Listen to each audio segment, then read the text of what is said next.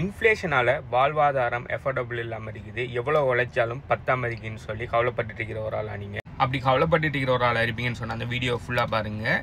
என்ன காரணத்துக்காக இந்த இன்ஃப்ளேஷன் இவ்வளவு பிரச்சனைப்படுத்திட்டு இருக்குது, எவ்வளவு ஏர்ன் பண்ணினாலும் ஏன் காணாம இருக்குது, இதுக்குரிய சொல்யூஷன் தான் என்னங்கிற எல்லா விஷயத்தையும் இந்த வீடியோவில் நான் கதைக்க. இன்ஃப்ளேஷன் முதலாவது ஏன் வருதுங்கிறது உங்களுக்கு விளங்கினா தான் இன்ஃப்ளேஷன் இப்போ என்ன நடைமுறையில் இருக்குது, இன்ஃப்ளேஷனால எவ்வளோ பிரச்சனை வந்துட்டுங்கிறது உங்களுக்கு வழங்கும். இன்ஃப்ளேஷன் தான் நீங்கள் கரண்டாக பாவிச்சிட்டு இருக்கிற பணம் அதோட பையிங் பவரை இழக்கிறது தான் இன்ஃப்ளேஷன் சொல்றது. உதாரணத்துக்கு 5 வருஷத்துக்கு முதல் 1 லட்சம் ரூபாய்க்கு நீங்கள் ஒரு 10 ஏதோ ஒரு ப்ராடக்ட் வாங்குவீங்கன்னு சொன்னால், இன்றைக்கு அதே 1 லட்சம் ரூபாய்க்கு அந்த 10 ப்ராடக்ட் வாங்கல அதில் ஒரு 5 ப்ராடக்ட் தான் வாங்கக்கூடியதாக இருக்கும். இதே மாதிரி இன்னும் ஒரு 5 வருஷத்துல இதே 1 லட்சம் ரூபாய்க்கு ஈவன் ஒரு ப்ராடக்ட் கூட வாங்கலாம் இருக்கும். அதாவது ஒரு 5 வருஷத்துக்கு முதல் 10 ப்ராடக்ட் வாங்கின அதே 1 லட்சத்தால இன்னொரு 5 வருஷத்துக்கு பிறகு ஒரு ப்ராடக்ட் கூட வாங்க முடியாமல் இருக்கிறது தான் இன்ஃப்ளேஷன். இப்போ கனடாவில் ஒரு 5-10 வருஷமா நீங்கள் இருக்கிற ஒரு ஆள் தெரிஞ்சிருக்கும். அந்த நேரம் எனக்கும் தெரியலை, என் ஃப்ரெண்ட்ஸ் சொல்லி நான் கேள்விப்பட்டிருக்கிறேன். அந்த நேரம் ஒரு 5-10 வருஷத்துக்கு முதல்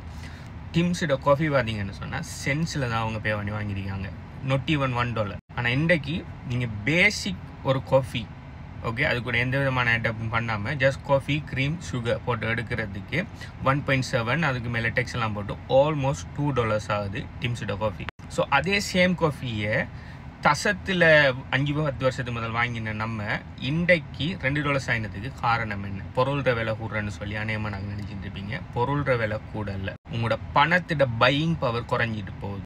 ஏன் இந்த பணத்தோட பையிங் பவர் குறைஞ்சிட்டு போகுதுன்னு சொல்லி உங்களுக்கு வழங்கணும்னு சொன்னால், பணத்தோட அடிப்படை உங்களுக்கு வழங்கணும்.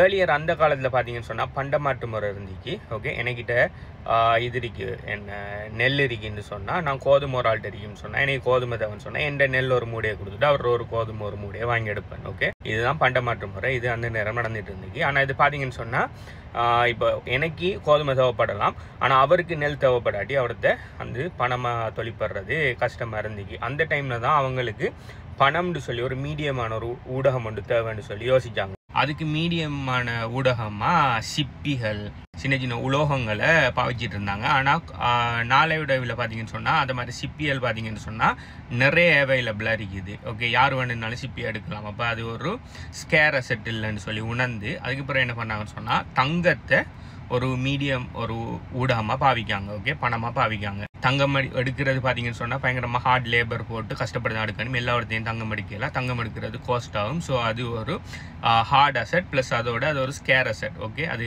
நினைச்ச மாதிரி எல்லாத்தையும் தங்கம் எடுக்கலாம். ஒரு குறிப்பிட்ட இடத்துல எடுக்கலாம். அதுவும் சுரங்கமெல்லாம் தோண்டி தான் எடுக்கணுங்கிறதுக்காக ஓகே தங்கத்தை பாவிப்போம்னு முடிவெடுத்தாங்க. அப்படி முடிவெடுத்ததுக்கு பிறகு பார்த்தீங்கன்னு சொன்னால் தங்கத்தை சின்ன அளவில் பாவிக்கிற அளவு ஒரு பிரச்சனை இல்லை. ஆனால் பெரிய பெரிய அளவு விலை மதிப்புள்ள பொருட்களை வாங்கக்குள்ள இப்போ ஒரு கிலோ தங்கத்தை எடுத்துக்கிட்டு ஒரு இடத்துல ஒரு இடத்துக்கு போகிறது, அடுத்தது அந்த தங்கத்தை ஒரு இடத்துல இன்னொரு ஆளுக்கு டிரான்சாக்ஷன் பண்ணுறதெல்லாம் கடும் கஷ்டமான வேலையாக இருந்துச்சு. ஏன்னா ஒரு கிலோ தங்கத்தை ஒரு மூடையில் தங்கத்தை எடுத்துக்கிட்டெல்லாம் போய்த்துக்கிட்டு நிற்கலாம் நிறைய பிரச்சனை இருக்குது. அது வழிபார போகிறதுக்கு சான்ஸ் இருக்குது. அவ்வளோ தங்கத்தை நம்ம எங்கே வைக்கிறோங்கிற ஒரு அடுத்த பிரச்சனை இருக்குது. இப்படி இந்த தங்கத்தை லிக்விடாக பாவிக்கலாங்கிறதால தங்க சேவிங் கம்பெனிஸ் மாதிரி உருவாக்கினாங்க. எப்படின்னு சொன்னால் ஒரு சின்ன ஒரு ஆள் இருப்பார், அவர் என்ன பண்ணுவான்னு சொன்னால் உங்கள்கிட்ட இருக்கிற தங்கத்தை எல்லாம் வாங்கிட்டு நீங்கள் எவ்வளோ ஒரு தங்கம் நீங்கள் அவர்கிட்ட கொடுத்தீங்களோ அதுக்கேற்ற ஒரு ரிசிப்ட் ஒன்றை தருவார். அந்த ரிசிப்டை நீங்கள் வச்சிருக்கிற வரைக்கும் அந்த தங்கத்தை நீங்கள் அவர் பாதுகாத்து வச்சிருப்பார். அதுக்கு நீங்கள் ஒரு மந்த்லியோ டெய்லியோ ஒரு சின்ன ஒரு ஃபீஸ் மாதிரி தங்கத்தில் எடுப்பார் அவர்.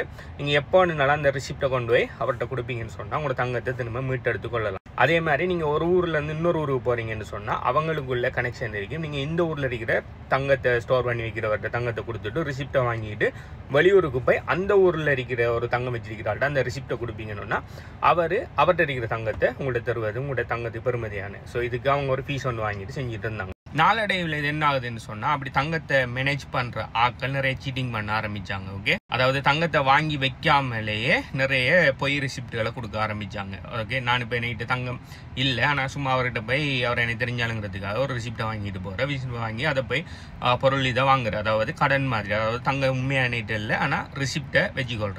அதே மாதிரி தங்கத்தை வாங்கிட்டு தங்கத்தை வாங்கிட்டு ரிசிப்டை தந்துட்டு அதுக்கப்புறம் தங்கத்தை நான் திரும்ப கேட்க போகல உங்களோட தங்கம் என்கிட்ட இல்லைன்னு சொல்லி ஏமாத்துற இது மாதிரியான நிறைய தப்புகள் பண்ண ஆரம்பித்தாங்க. அதுக்கு பிறகு நாளடைவில் எவல்யூஷன் எல்லாம் போயிட்டு இருக்கக்குள்ள கவர்மெண்ட்ஸும் அந்த நாட்டோட பெரிய பெரிய ஆட்களும் என்ன பண்ணாங்கன்னு சொன்னால் ஓகே இது இப்போ தனிப்பட்ட நபர்கள் செய்கிறதால நிறைய பிரச்சனை வந்துட்டு. ஸோ ஸோ இதை நாங்கள் கவர்மெண்ட் பொறுப்பெடுக்கணும்னு சொல்லி அந்த தங்கத்தை பாதுகாத்து ரிசிப்ட் கொடுக்குற வேலையை கவர்மெண்ட் உள்ளுக்கு வந்து பேங்க்ஸுங்கிற பேரில் ஆரம்பித்தாங்க. ஸோ இப்படி தான் முதலாவது பேங்க்குகள் உருவாகுது. ஸோ கவர்மெண்ட் என்ன பண்ணுவாங்கன்னு சொன்னால், நீங்கள் எல்லாருமே தங்கத்தை எங்கள்கிட்ட தாங்க, அந்த தங்கத்துக்கு பெறுமதியான ரிசிப்டை உங்களுக்கு தரோம், அந்த ரிசிப்டை நாங்கள் பேப்பர் பணம்னு சொல்லுவோம். அதாவது ஒரு ப்ராமிஸ். இப்போ நீங்கள் வச்சிருக்கிற பேப்பர் கரன்சி கனடியன் டாலராக இருந்தாலும் சரி, ஸ்ரீலங்கன் எல்கேராக இருந்தாலும் சரி எடுத்து பார்ப்பீங்கன்னு சொன்னால் அது $100 $100 சொன்னால் $100 பெறுமதியான பேப்பர் இதுக்கு எப்போ வேணுனாலும் நீங்கள் தந்தீங்கன்னு சொன்னால் $100 பெறுமதியான அசெட் உங்களுக்கு தருவாங்கிற ஒரு ப்ராமிஸ் தான் இந்த பேப்பருக்கு வேல்யூ இருக்கா இல்லை, அந்த பேப்பர் ப்ராமிஸுக்கு தான் வேல்யூ இருக்குது. ஸோ கவர்மெண்ட் என்ன பண்ணாங்க சொன்னால் மக்களோட பணத்தை எல்லாம் வாங்கி எடுத்துக்கிட்டு மக்களுக்கு அந்த பேப்பர்ஸை கொடுத்தாங்க. அதாவது ரிசிப்ட் மாதிரி பேப்பர் கொடுத்தாங்க. அதுதான் பணமாக அதுக்கு மரவும் மாறினி. ஆனால் பார்த்தீங்கன்னு சொன்னால் இல்லை என்ன ரூல்னு சொன்னால், கவர்மெண்ட் எவ்வளவு பேப்பரை பிரிண்ட் அடிச்சு ஆக்களுக்கு கொடுக்காங்களோ அவ்வளவுக்கு அவங்க அது பெறுமதியான தங்கம் கவர்மெண்ட்ஸ் கிட்ட பேங்கு கூடவே அதாவது ட்ரெஷரிலையோ எங்கேயோ சரி இருக்கணும். அதுக்கு பிறகு கவர்மெண்ட்ஸ் பார்த்தீங்கன்னா லைக் மக்கள் வேலை செய்யறதுக்கு சம்பளமாக பிஸ்னஸ் பண்ணுறதுக்கு ப்ராஃபிட்டாக வர எல்லாத்தையுமே கவர்மெண்ட்ஸ் பார்த்தீங்க அவங்களோட பேப்பர் கரன்சியில் கொடுப்பாங்க. அந்த பேப்பர் கரன்சிக்கு ஈக்குவலான கோல்டு அவங்க ட்ரெஷரியில் மெயின்டைன் பண்ணிட்டு வந்தாங்க. ஒரு காலகட்டத்தில் பார்த்தீங்கன்னா யூஎஸ் பார்த்தீங்கன்னு சொன்னால் அதிக அளவான கோல்டை வச்சிருந்தாங்க அவங்க ட்ரெஷரியில். ஸோ மற்ற நாடுகள் பார்த்தீங்கன்னு சொன்னால் அந்தளவுக்கு அவங்கள்ட்ட தங்கத்தை வச்சிருக்கிற அளவு போதிய அளவு இன்ஃப்ராஸ்ட்ரக்சர்ஸ்கள் இல்லை, அடுத்த போதிய அளவான தங்கம் இல்லைங்கிறதால $US தங்கத்தை பெக் பண்ணிருக்கி, அதனால நம்ம $US நம்ம ட்ரெஷரியில் வச்சு அதுக்கேற்ற நம்மளோட லோக்கல் நாட்டு கரன்சியில் பிரிண்ட் அடிப்போம். வெளிநாடெல்லாம் முடிவு பண்ணி தங்கத்துக்கு பதிலாக $US வச்சு அவங்க ட்ரெஷரியில் அவங்களோட மணியை பிரிண்ட் பண்ணாங்க. எவ்வளோக்கு $US அவங்க பிரிண்ட் பண்ணுறாங்களோ அதுக்கேற்ற தங்கத்தை யூஎஸ்ல வச்சிருந்தாங்க. ஸோ அப்படித்தான் யூஎஸ் ஒரு வேர்ல்ட் நேஷனல் கரன்சியாக மாறினிக்கு. அதுக்கு பிறகு பார்த்தீங்கன்னு சொன்னால் 1971 யூஎஸ் பிரசிடென்ட் நிக்சனுங்கிற ஒரு ஆள் வந்து ஓகே நிறைய மற்ற விஷயங்களுக்கு எங்களுக்கு நிறைய பணம் தேவைப்படுது. ஆனால் பார்த்தீங்கன்னு சொன்னால் அந்த பணத்தை பிரிண்ட் பண்ணுற அளவுக்கு எங்கள்கிட்ட தங்கம் இல்லை. அதனால இந்தியிலேருந்து கோல்ட் ஸ்டாண்டர்ட் நாங்கள் ரிமூவ் பண்ணுறோம். இனி நாங்கள் நினைச்ச மாதிரி பணத்தை பிரிண்ட் அடிப்போம்னு சொல்லி ஒரு முடிவெடுத்தோம். இதுதான் மிகப்பெரிய ஸ்கேம்ட உருவாக்கம். 1971 இன்றைக்கு வரைக்கும் பார்த்தீங்கன்னு சொன்னால் $US எந்த விதமான பேக்கப்பும் இல்லாமல் கண்டினியூஸாக அவங்க நினைச்ச மாதிரி பிரிண்ட் பண்ணிட்டு இருக்காங்க. எப்பயுமே எதுனான இதை காட்டி இதில் பாருங்க, ஒவ்வொரு இதை காட்டி அப்படி இல்லைன்னு சொன்னால் இயற்கையானதை காரணம் காட்டி ஏதாவது ஒரு பிரச்சனையை காரணம் காட்டி கண்டினியூஸாக அவங்க மணியை பிரிண்ட் அடிக்க ஆரம்பித்தாங்க. இன்றைக்கும் பிரிண்ட் பண்ணிட்டு இருக்காங்க. இப்படி பிரிண்ட் அடிக்கக்குள்ள என்ன ஆச்சுன்னு சொன்னால் மற்ற கண்ட்ரி அவங்களும் கோல்டை வைக்காம $US பேக்கிங் அப்போ வச்சு அவங்களோட நாட்டு கரன்சி அடிச்சதால இப்போ US கோல்டை ரிமூவ் பண்ணிட்டாங்க. இனி ஒன்றும் செய்யலாம்னு சொல்லி போட்டு ஸ்டில் அவங்க $US வச்சு ட்ரெஷரியில் வச்சு பிரிண்ட் பண்ணுறாங்க. சிலாக்கள் அதுவும் கணக்கு இல்லை. அவங்களோட நாட்டு கரன்சி விரும்பின மாதிரி பிரிண்ட் அடிச்சு சொல்கிறாங்க. சில நாடுகளுக்கு போனீங்கன்னு சொன்னால் நீங்கள் ஜஸ்ட் ஒரு $100 மாற்றினீங்கன்னா மில்லியன்ஸ் ஆஃப் பெறுமதியான அவங்க நாட்டு கரன்சி கட்டுக்கட்டாக தருவாங்க. ஏன்டா பணவீக்கம் அவங்க நாடெல்லாம் பயங்கரமாக கூட. ஸோ இப்போ நம்ம எந்த ஏராவில் இருக்கோம்னு சொன்னால் இந்த பேப்பர் கரன்சியல் டிக்ளைனேஷனில் இருக்கோம். ஓகே, இந்த பேப்பர் கரன்சியல் ஆல்மோஸ்ட் இல்லாமல் போக போகுதுங்கிற ஒரு இதில் இருக்கும். அப்படி இல்லைன்னு சொன்னால் இந்த பேப்பர் கரன்சியில் பாதுகாக்கணும்னு சொன்னால் அவங்க ஆல்ரெடி பேப்பர் கரன்சியில் கோல்டுக்கு பேக்கிங் அப் பண்ணின மாதிரி அதே மாதிரியான ஒரு பெஸ்ட்டான ஹார்ட் அசெட்டுக்கு அவங்க பேக்கிங் அப் பண்ணணும். ஸோ அந்த ஹார்ட் அசெட் என்னன்னு சொன்னால் பிட்காயின்.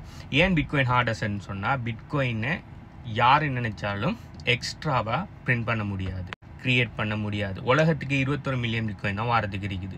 21 மில்லியன் பிட்காயினை தாண்டி ஒரு பிட்காயினை கூட எக்ஸ்ட்ராவாக செய்ய முடியாது. அடுத்தது இந்த பிட்காயின் நெட்வொர்க் பார்த்தீங்கன்னு சொன்னால் ஒரு தனிப்பட்ட கவர்மெண்ட்டுடையோ தனிப்பட்ட நாட்டையோ தனிப்பட்ட நபரையோ தனிப்பட்ட ஆர்கனைசேஷன் கண்ட்ரோலில் இல்லை. உலகம் பூரா பறந்திருக்கிற இண்டிபெண்டன்ட் மைனிங் நெட்வொர்க்ஸோட கண்ட்ரோலில் இருக்குது. நீங்கள் கூட உங்களோட கம்ப்யூட்டரை வச்சு அப்படி ஸ்பெசிஃபிக்கான மைனிங் மெஷினரியை வச்சு நீங்கள் கூட மைனர் ஆகலாம். ஸோ நீங்கள் கூட அதில் இருக்கிற voting பவரில் பார்ட்டிசிபேட் பண்ணலாம். ஸோ அப்படி இருக்கிறதால 16 வருஷமாக பிட்காயின் யாராலையுமே ஹேக் பண்ணாமல் இன்றைக்கு வரை நம்பர் 1 இருந்துட்டு இருக்குது. எந்த ப்ரெடிக்ஷன் என்னன்னு சொன்னால் ஒரு காலகட்டத்தில் எல்லா கரன்சியையுமே பிட்காயினோட பேக்கிங் அப் பண்ணுவாங்க. அந்த டைம் வரக்குள்ள பிட்காயினோட பிரைஸ் 1 மில்லியன் ஈவன் அதை விட தாண்டி கூட போகலாம். இன்னொரு ஃபேக்டர்னு சொல்லலாம், 2025 உலக காலத்துக்கு மைன் பண்ணப்பட்ட பிட்காயின் 20,000 பிட்காயின். பெரிய இன்ஸ்டிடியூஷனல் கவர்மெண்டல் பேங்க்ஸ்கள் வாங்கின பிட்காயின் 2,50,000 பிட்காயின். ஸோ மோர் தென் 10 டைம்ஸ் பார்த்தீங்கன்னு சொன்னால் ஆக்கள் அக்யூமுலேட் பண்ணிட்டு இருக்காங்க. ஆனால் ஸ்டில் உலகத்திட 10 விதமான ஆக்கள் தான் பிட்காயினை பற்றி அவேர்னஸ் இருக்குது. ஸோ உங்களுக்கு எவ்வளவுக்கு ஃபாஸ்ட்டாக ஆகலுமோ அவ்வளவு ஃபாஸ்ட்டாக பிட்காயின் அக்யூமுலேட் பண்ணுங்க. அது இம்பாசிபிள் ஆகிறதுக்கு முதல் இந்த பிட்காயின் கிரிப்டோ சம்பந்தமான மேலதிக டீட்டெயில்ஸ் ஒன்று சொன்னால் இந்த வீடியோ நீங்கள் பார்க்குற டைம் இந்த வீடியோ எத்தனை லைக் இருக்கிறது கீழே கமெண்ட் பண்ணுங்க. மேலதிக டீட்டெயில்ஸ் எப்படி இருக்குங்கிற மேலதிக டீட்டெயில்ஸ் நான் சொல்கிறேன்.